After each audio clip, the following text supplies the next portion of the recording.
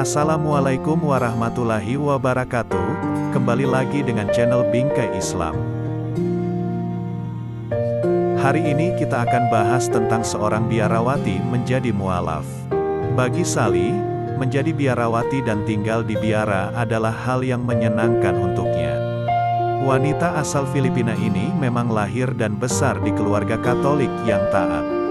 Hidupnya senantiasa dikelilingi oleh nilai-nilai dan tradisi Katolik.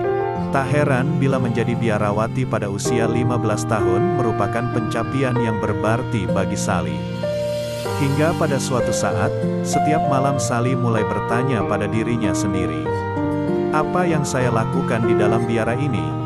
Ia mulai berdoa dan meminta kepada Tuhan atas pertanyaannya tersebut.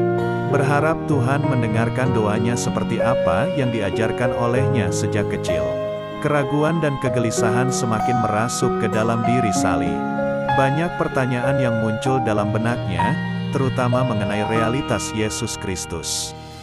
Namun karena tak memiliki banyak keberanian, ia tak mampu mempertanyakan hal tersebut kepada para pendeta atau sekedar teman sesame biarawati. Ia terlalu takut bahwa dirinya akan ditentang. Semakin lama, keraguan semakin mengusik dirinya.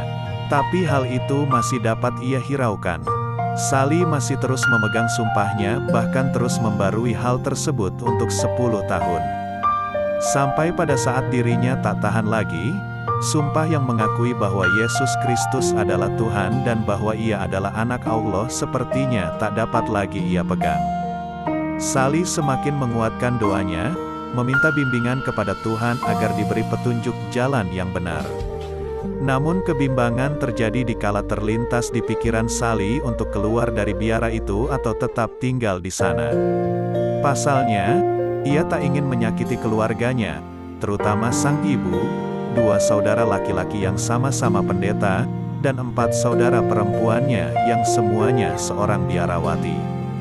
Mereka pasti akan sedih mengetahui bahwa Sally akan segera meninggalkan tempat yang diimpi-impikannya tersebut.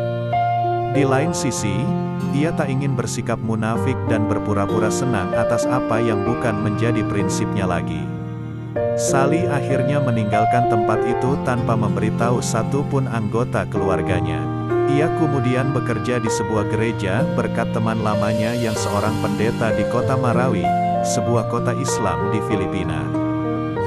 Keluarganya sedih ketika mendengar dirinya tak lagi tinggal di biara.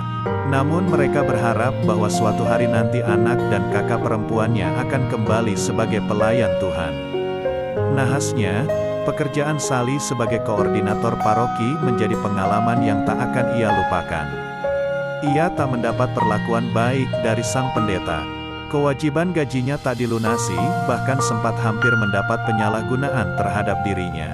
Walau kejadian buruk itu tak terjadi. Alhamdulillah, dia tidak berhasil dengan niat jahatnya, tulis Sally. Kejadian tersebut semakin membuatnya resah.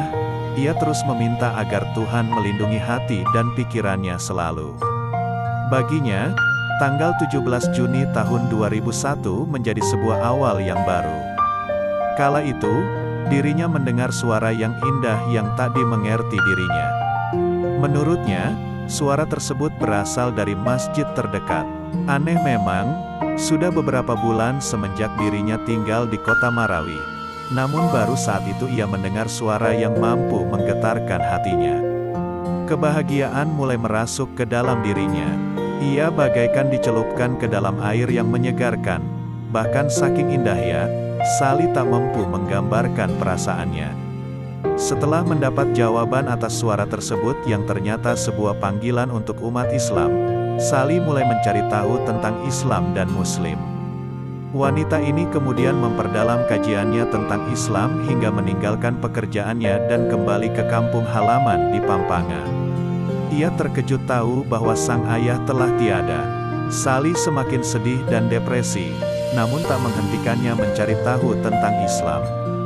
Ia pergi ke Manila, berharap bertemu seseorang yang dapat menjelaskan kepadanya tentang Islam. Kini hatinya telah siap menerima dan memeluk Islam. Namun Sally tak tahu harus mulai dari mana. Pada tanggal 16 Juni tahun 2014, pencarian mengarahkannya bertemulah dengan seorang Muslim di Manila. Pada saat itu juga ia dengan mantap mengucap kalimat syahadat.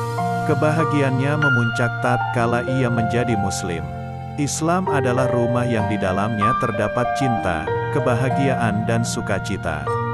Tiap kali berdoa, Sally menangis, tapi bukan tangisan kesedihan, melainkan kebahagiaan.